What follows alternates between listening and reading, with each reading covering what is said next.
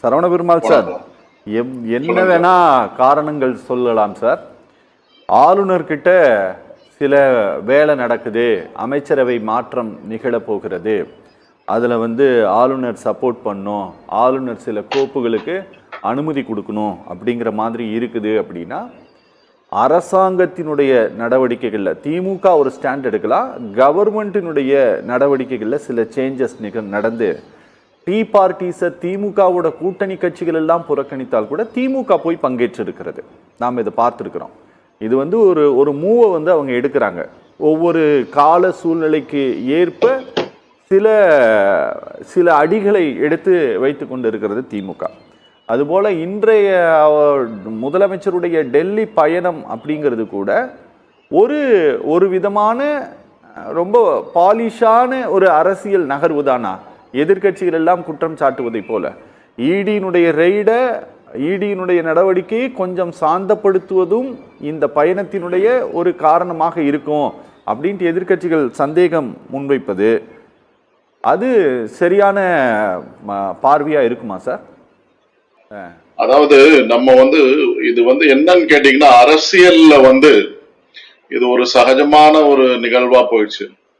ஏன்னா இவங்க தான் திமுகவே என்ன பண்ணிருக்காங்கன்னா, இபிஎஸ் டெல்லி பயணத்தை ஒரு ஒரு தரக்குறைவா சித்தரிப்பதை போல சித்தரிச்சு, யாருக்குமே சொல்லாம விடிய காலையில பிளைட்டை பிடிச்சி போய் 4 கார் மாறி அமித்ஷாவை சந்திக்க வேண்டியதோ, பயந்து பயந்து போய் அமித்ஷாவை போய் சந்திக்க வேண்டிய அவசியம் என்ன அப்படின்ற கேள்வியெல்லாம் எழுப்பி சட்டசபையில மக்கள் பிரச்சனையை பேசுறதை விட்டுட்டு இவங்க என்ன பண்ணாங்கன்னா, இந்த பிரச்சனைகளை ஐபிஎல் கிரிக்கெட் பிரச்சனை, ஐபிஎல் கிரிக்கெட் விளையாடு எப்படி நடக்குது, டிக்கெட் கிடைச்சதா கிடைக்கலையா, இந்த மாதிரி பிரச்சனைகள்லாம் சட்டசபையில பேசப்பட்டது. மக்கள் பிரச்சனைகள்ல நான் ஒரு சாமானியனா என்ன கேள்வி கேட்கிறேன், நீங்க மக்கள் பிரச்சனையை பேசுறதுக்கு தான் ஒரு அரசாங்கம் தேர்ந்தெடுக்கப்பட்டிருக்கு, பெருவாரியான மக்கள் ஓட்டு போட்டிருக்காங்க. அதை விட்டுட்டு ஒரு எதிர்கட்சி தலைவர் அவர் போறாரு, என்ன ஒரு காரணத்துக்காக, அவங்க அரசியல் காரணத்துக்காக போலாம், இல்ல மாநிலத்தினுடைய இதுக்காக போலாம். இப்ப நம்ம கரூர்ல இருந்து பேசுறாரு நம்ம திமுகவோட நண்பர், அவர் சொன்ன மாதிரி அவரோட பையன் இடி ரெய்ட்ல மாட்ட போறாரு, அதனால அதுல தப்பிக்கிறதுக்காக அவர் போய் பார்த்தாரு. இதெல்லாம் அரசியல்ல நடக்கிறது சகஜமாக தான் நான் உற்று நோக்குறேன். அதெல்லாம் ஒவ்வொரு அரசியல் கட்சி தலைவர்களும் யாரை போய் பாக்குறாங்க. இப்போ நான் ஒரு போட்டோவை பார்த்தேன், நித்தி ஆயோக் மீட்டிங்ல சந்திரபாபு நாயுடுவும்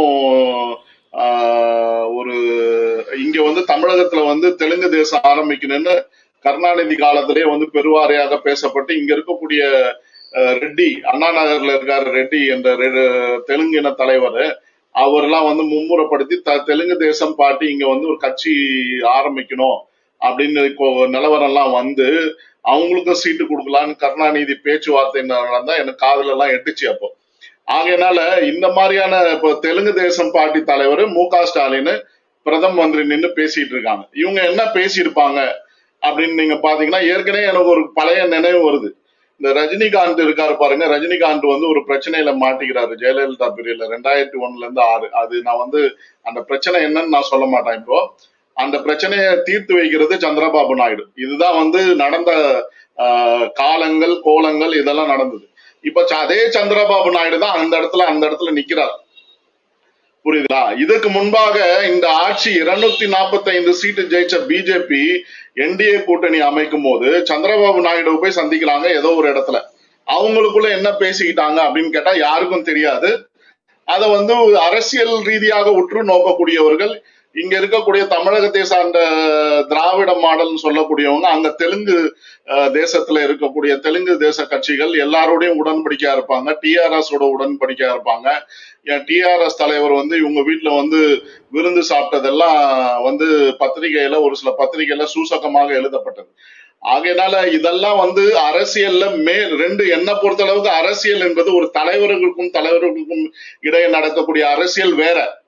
அது அவங்களுக்குள்ள என்ன பேசிக்கிறாங்க, என்ன பேசினாங்க, என்ன நடந்தது, ஆளுநர் மாளிகையில ஏன் கோப்புகளை கையெழுத்து போட்டாங்க, 45 வருஷத்துக்கு முன்னாடி ஆர்.என். ரவிக்கு முன்னாடி, பன்வாரிலால் புரோஹித்துக்கு முன்னாடி கவர்னர்கள் எப்படி செயல்பட்டாங்க, டீ பார்ட்டியில என்ன பேசிக்கிட்டாங்க, என்னென்னலாம் விவரங்கள் நடந்தது, அதுக்குள்ள என்ன உள்குத்து இருக்கா, உள்குத்து இல்லையா, அதுல பொட்டி மாத்துறாங்களா, பொட்டி மாத்தலையா, எவ்வளவு பொட்டி பேசிக்கிட்டாங்க, இதெல்லாம் வந்து அரசியல்ல வந்து வெளியே வராத தகவல் மேல் மட்டத்துல. அடுத்த கட்ட தலைவர்கள் வந்து இந்த நேரு, விஜயபாஸ்கர், இவங்க இல்லைன்னா வந்து ஜெயக்குமார் ஐயா, இவங்க போல இந்த சி.வே. சண்முகம், அதிமுகல இருக்கக்கூடிய நம்ம துரைமுருகன், இவங்கெல்லாம் ஒரு கட்ட தலைவர்கள். அடுத்த கட்டம் தான் மாவட்டம், வட்டம், இப்படி எல்லாம் போவோம் அரசியல். ஆகையினால அரசியல்ல வந்து மேல்மட்ட தலைவர்கள் என்ன பேசிக்கிறாங்க, என்ன காரணத்துக்காக சந்திக்கிறாங்க, அந்த இதுல என்ன பேச்சு நடந்தது, இதெல்லாம் வந்து நேத்து கூட ஒரு இடத்துல விவாதம் பண்ணும்போது ரொம்ப மக்கள் வந்து சுவாரஸ்யமா பேசிக்கிறாங்க. அவங்களுக்கு தேவைன்னா அவங்க போய் சாதிச்சுப்பாங்கப்பா அப்படின்றத மக்கள் பேசக்கூடியது. நான் சாமானியனோட கருத்தை தான் முன்வைக்கிறேன். இது வந்து பிஜேபி, அதிமுக, திமுகன்னு கிடையாது. அவங்களுக்கு தேவைன்னா அந்தந்த கட்சி தலைவர்கள் அவர்களுக்கு வயிற்று வலி, தலைவலினா அது என்ன சாதிக்கணுமோ அவங்க சாதிப்பாங்கன்றதா இன்னைக்கு இருக்கக்கூடிய மக்கள் பேசக்கூடிய சாமானிய அரசியல். இன்னைக்கு அது இபிஎஸ் வந்து ஸ்டாலினை குறை சொன்னாலும் சரி, ஸ்டாலின் ஐயா அவர்கள் வந்து இபிஎஸ் குறை சொன்னாலும் சரி, இதுதான் மக்கள் பேசிக்கிட்டு இருக்காங்க. அவங்களுக்குள்ள என்ன வேணாலும் பேசிக்குவாங்க, மேல் மட்டத்துல என்ன நடக்குதுன்னு தெரியாது. இதுதான் இன்னைக்கு இருக்கக்கூடிய அரசியல். ஆகையினால இதுக்குள்ளெல்லாம் போகாம சரி, தமிழகத்தினுடைய மாண்புமிகு முதல்வர் அவர்கள் நித்தி ஆயோக் மீட்டிங் அட்டன் பண்ண வரவேற்கத்தக்கது. அது 3 வருஷத்துக்கு முன்னாடி ஏன் போல அப்படின்னு கேட்டா 2021 இங்க கொரோனா பீரியட், அந்த பீரியட்ல போக முடியல. அது ஏற்புடையது. ரெண்டாவது அவர் சொன்னாரு நம்ம நண்பர் திமுக அவர் ஜப்பான் போயிட்டாரு, அந்த இதெல்லாம் ஆராய்ச்சி பண்ண விரும்பல. ஏன்னா ஜப்பான் போனது ஆமாமா அது போயிருக்கலாம் சார், நான் அதை பத்தி குறை சொல்லல. நான் அதை பத்தி அந்த பாயிண்ட்டுக்கே போகல. இதெல்லாம் வரவேற்கத்தக்கது. இப்ப வந்து ஸ்டாலின் ஐயா அவர்கள் வந்து இந்த ஆபரேஷன் சிந்தூர் தீவிரவாதிகளை தாக்கக்கூடிய இந்த இதை வந்து ஆதரிச்சு நடைப்பயணம் போனது, இது வந்து ஒரு மாற்றத்துக்கான அரசியல். இது ஒரு ஸ்டேட்ஸ்மேன்ஷிப். அதாவது எப்படி யாரா இருந்தாலும் சரி, அது எந்த கட்சியில இருக்கவங்களை வந்து பதவி வகித்தாலும் சரி, ஸ்டாலின் ஐயா அவர்கள் வந்து ஒரு ஸ்டேட்மென்ட்ஷிப்பை வந்து உணர்த்தி இருக்கிறார் இந்த நடைப்பயணத்தை மேற்கொண்டதுனால. அதை நான் வரவேற்கிறேன். அண்ணாமலை கூட இதை வரவேற்று இருக்கிறார். ஆகையினால இந்த மாதிரி பேசக்கூடிய சாமானிய மக்களுடைய அரசியல் ஒண்ணு, என்ன மாதிரியான ஒரு கருத்தியல் ஆர்வலர்கள் வந்து இதை வந்து நாங்க வரவேற்கிறோம். நித்தி ஆயோக் மீட்டிங்ல ஒரு முதலமைச்சர் கலந்து கொள்ள வேண்டும். கலந்து கொள்ளாத முடியாத பட்சத்தில் அடுத்த கட்ட டெபுட்டி லீடர் யாரு இருக்காங்களோ அவங்களை அனுப்பணும். நீங்க டி.ஆர். பாலு அனுப்புங்க, இல்லைன்னா தியாகராஜன் ஐயா அவர்கள் அனுப்புங்க, இல்ல வந்து மா சுப்பிரமணியத்தை அனுப்புங்க, யார வேணா அனுப்புங்க. அதை பத்தி பிரச்சனை கிடையாது. அது இல்லாம முதல்வர் வந்து சமகர்கா சிக்ஷா அபியான்ல வந்து அந்த 2000 சில்லற கோடி ரூபாய் கேட்டு இருப்பது வந்து அதுவும் வரவேற்கத்தக்கது. நீங்க மக்கள் பிரச்சனை, ஏன்னா இப்ப சுப்ரீம் கோர்ட்ல 4-5 நாட்களுக்கு முன்னாடி சபரீஷ் சுப்பிரமணியம் என்ற கவுன்சில வச்சு சூ பண்ணிருக்காங்க சென்ட்ரல் கவர்மெண்ட் சுப்ரீம் கோர்ட்ல. இந்த சமகர்கா சிக்ஷா அபியான்ல எங்களுக்கு வந்து இவ்வளவு ஸ்டூடெண்ட்ஸ் பாதிக்கப்படுறாங்க, இவ்வளவு ஆசிரியர்கள் பாதிக்கப்படுறாங்க, இவ்வளவு கான்ட்ராக்ட்ல இருக்கு, இதெல்லாம் இந்த டேட்டா வச்சு பார்க்கும்போது வரவேற்கத்தக்கது. அதே மாதிரி ஒரு பக்கத்துல நீங்க சொல்லும் போது 9% growth ரேட்னு சொல்லும் போது என்னோட கேள்வி என்னன்னா, நான் டெக்னிக்கலா ஒரு பினான்சியல் இதுல இருந்த ரிசர்ச்ல இருந்ததுனால நான் ஒரு கேள்வி என்ன கேட்கிறேன்னா, இவ்வளவு தூரம் நீங்க வளர்ந்திருக்கக்கூடியவர்கள் 2800 ரூபாயை உங்களால மேனேஜ் பண்ண முடியலையா, அதை போய் கேக்குறீங்க. அதுவும் வரவேற்கத்தக்கதுதான். ஆனா வந்து அவங்க என்ன சொல்றாங்க, பிஎம் ஸ்ரீல இது வந்து ஒப்புதல் கொடுக்கப்பட்டது, நீங்க ஒட்டுக்கொண்டதன் பேரில் தான் இதை வந்து நாங்க வந்து ரிலீஸ் பண்ணுவோம் அப்படின்றதா அந்த டாக்குமெண்ட்ல லெட்டர் அனுப்பிச்சதுல ஏன் ஸ்டாலின் ஐயா அவர்கள் ட்வீட் பண்ண அந்த டாக்குமெண்ட் லெட்டர்லயே இருக்கு. அந்த டிபார்ட்மெண்டோட செக்ரட்டரி அனுப்பிச்ச லெட்டர், அந்த ட்வீட் அதை பண்ணிருக்காரு ஸ்டாலின் ஐயா அவர்கள். ஆகையினால இதுல இருக்கக்கூடிய முரண்பாடுகளை வந்து தீர்க்கக்கூடிய அளவுல வந்து ஸ்டாலின் ஐயா அவர்கள் மோடி ஐயா அவர்களை சந்தித்தார் என்றுதான் நான் பார்க்கிறேன். ஒரு அரசியல் ஒரு நடுநிலைமையான அரசியல் கருத்தை வைக்க வேண்டும் என்றால். ஆனால் சாமானியர்கள் என்ன பேசிக் கொள்கிறார்கள், அதெல்லாம் அது வந்து ஒரு கட்ட அரசியல். அவங்க பேசுறது என்ன. சரவண பெருமாள் சார், இது தெரிந்தோ தெரியாமலோ நாம இங்க அரசியல் கட்சி தலைவர்கள் பேசிட்டு இருக்கிறது எல்லாமே மாறி மாறி பேசிட்டு இருக்கிறது. பிரதம மந்திரியை சந்தித்துட்டா இல்ல கூட்டணியில் இணைஞ்சிட்டா இந்த மாநிலத்தினுடைய ஒரு பிரீமியர் இன்வெஸ்டிகேட்டிவ் ஏஜென்சி தன்னுடைய விசாரணையை அப்படியே தூக்கி கிடப்பில் போட்டுரும் அப்படிங்கிறது, இது வேற மாநிலங்களில் இதை நம்ம பார்த்துருக்குறோம். தமிழ்நாட்டில் நம்ம இதை வந்து பெரிதாக பார்க்கல. ஆனா இங்க என்ன அப்படின்னா, அவங்க கூட சேர்றவங்கள வந்து அவங்க அந்த மாதிரி விட்டுருக்கிறத நாங்க பார்த்துருக்கிறோம். ஆனா ரூலிங் பார்ட்டியை யாரு வலிமையாக எதிர்க்கிறார்களோ அவர்களே அந்த சென்ட்ரல் கவர்மெண்ட் அப்படி யூனியன் கவர்மெண்ட் விட்டதாக எங்களுக்கு தெரியல. ஆனாலும் கூட திமுக மேல இந்த சார்ஜ் வைப்பதற்கு என்ன காரணம் சார்? பிரதமரை பார்த்ததே இந்த ரெய்டுக்காக தான், வெள்ளை கொடியோட தான் அப்படின்ட்டு இந்த சார்ஜ் வைப்பதற்கு என்ன காரணம்? அதாவது டாஸ்மாகினுடைய அந்த இடி ரைடு அதனோட சாராம்சம் வந்து பாத்தீங்கன்னா 2019 எஸ்என்ஜே ஆபீஸ், அதாவது எஸ்என் ஜெயமுருகனா அவரு, என்னங்கய்யா கம்பெனி பேர் எஸ்என்ஜே தான் சார்.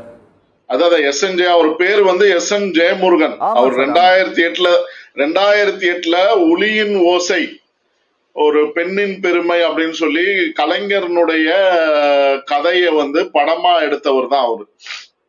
சோ அப்படிதான் வந்து கலைஞருக்கு அறிமுகமாக கூடியவர் 2007 2008. அதுக்கு பிற்பாடு வந்து 2009 எஸ்என்ஜே டிஸ்டிலரிஸ் அப்படின்றதுல அவர் வந்து ஆரம்பிக்கிறாரு கலைஞரனுடைய தொடர்பில் இருக்கும் போது. சோ இது வந்து என்ன ஆகுதுன்னா, ஐடி அபிஷியல்ஸ் வந்து ரெய்டு பண்றாங்க. என்னன்னா எஸ்என்ஜே ஆபீஸுக்குள்ள வந்து பாத்தீங்கன்னா ஒரே அட்ரஸ்ல பல விதமான கோணங்கள்ல வந்து கிட்டத்தட்ட 900க்கும் மேற்பட்ட ஷெல் கம்பெனிகள் இருந்ததாக அந்த ஐடி ரெய்ட்ல, இது வந்து இடி ரெய்டு, ஐடி ரெய்ட்ல ரொம்ப தெள்ள தெளிவாக அந்த இதுல வந்து முறைகேடாக இங்க வந்து இந்த எஸ்என்ஜே செயல்பட்டு கொண்டு இருக்கிறது.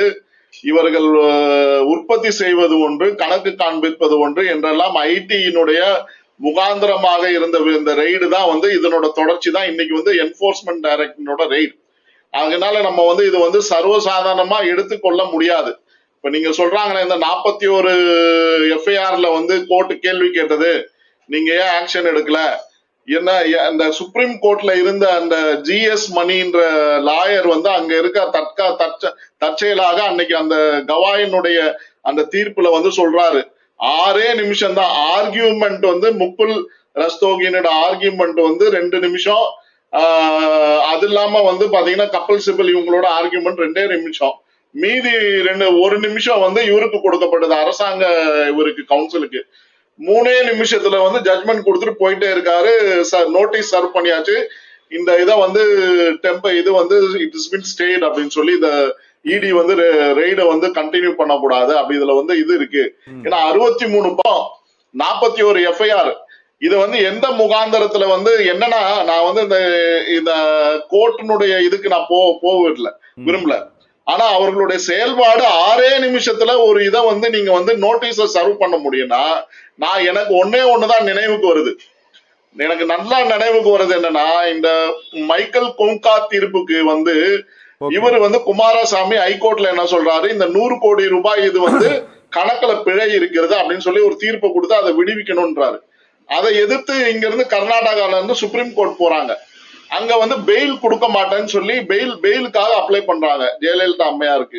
அப்ப அங்க இருக்கக்கூடிய இது வந்து பத்திரிகையில வந்ததை அப்படியே நான் சொல்றேன்.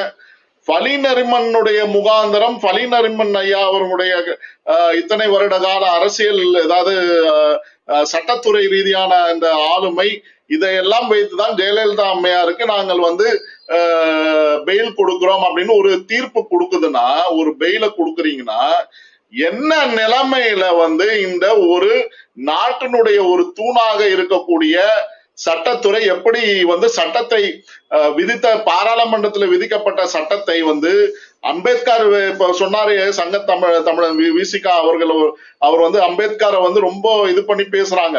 பட் ஆனா அம்பேத்கர் சொன்ன சட்ட விதியை எப்படி வந்து நீங்க வந்து அதை கொடுக்குறீங்க ஒரு பெயில? சார் இல்ல, ஜுடிஷியரிய பத்தி பேசாதீங்க தயவு செஞ்சு சொல்றேன். நாங்க அப்படி எல்லாம் நீங்க பேசுனீங்கன்னா வெறும் நம்பிக்கையின் அடிப்படையில் வழங்கப்பட்ட தீர்ப்பு குறித்தெல்லாம் நாங்க பேச வேண்டியது இருக்கும். அதனால நீங்க ஒண்ணு சொல்ல நாம ஒண்ணு சொல்ல, அந்த கேஸ்ல கன்விக்ட் ஆயிருச்சு சார். அந்த கேஸ்ல அவங்க கன்விக்ஷன் ஆனாங்க, கன்விக்ஷன் ஆகி தண்டனை அனுபவிச்சாங்க. இல்ல வேணாம் அதை நாம பேச வேண்டாம். நான் என்ன கேக்குறேன்னா, 6 நிமிஷத்துல வந்து நீங்க ஒரு நோட்டீஸ் சர்வ் பண்ண முடியும்னா 66 பக்கத்துக்கு, எனக்கு ஒண்ணும் புரியல. இது சாமானிய மக்கள் ஒரே ஒரு சிங்கிள் பேஜ் ஜட்மெண்ட் சார். அது வெறும் ஒத்த பக்கத்தினுடைய ஜட்மெண்ட், ஒரு பக்கம் முழுசும் வெறும் வக்கீல் பேர் தான். இதுக்கு நம்ம போக வேண்டாம். சரி, அது ஒரு பக்கம் புறம் இருக்கட்டும். இப்ப நம்ம கரூர்ல இருக்கிற திமுக நண்பர் சொன்னாரு, அதாவது பெண்கள் எல்லாம் தமிழகத்துல வந்து பெருவாரியாக வேலை செய்கிறார்கள். காரணம் என்ன? நீங்க வைத்திருக்க கொண்டிருக்கக்கூடிய டாஸ்மாக்ல வந்து உயிரிழப்புகள், ஆண்கள் வந்து விதவைகள் அதிகரித்து கொண்டு போகிறார்கள். கனிமொழி அம்மா அவர்களுடைய கூற்று இது. நீங்க எதிர்கட்சியில் இருக்கும்போது இதே கனிமொழி அம்மையார் அவர்கள் நிறைய விதவைகள் உருவாகி கொண்டு இருக்கிறார்கள் இந்த டாஸ்மாக்ல. அந்த டாஸ்மாக்ல நாங்க வந்த உடனே முதல் கையெழுத்து நாங்க போட்டு மூடிடுவோம், படிப்படியா மூடுவோம், இப்படி எல்லாம் சொன்னீங்க நீங்க. அதே டாஸ்மாக்ல தான் இன்னைக்கு ஊழல் நடந்திருக்கு. ஆனா பெண்கள் ஏன் அதிகப்படியான வேலைக்கு போறாங்கன்னா, நான் இந்த முதல்வர் ஐயா சொன்னதுக்கு கருத்து நான் சொல்றேன். காரணம் என்னன்னா, ஆண்கள் வந்து இறந்துடுறாங்க டாஸ்மாக்ல, விதவை பெண்கள் வேலைக்கு போக வேண்டிய சூழ்நிலை உருவாகி இருக்கிறது. இதுதான் விஷயம்.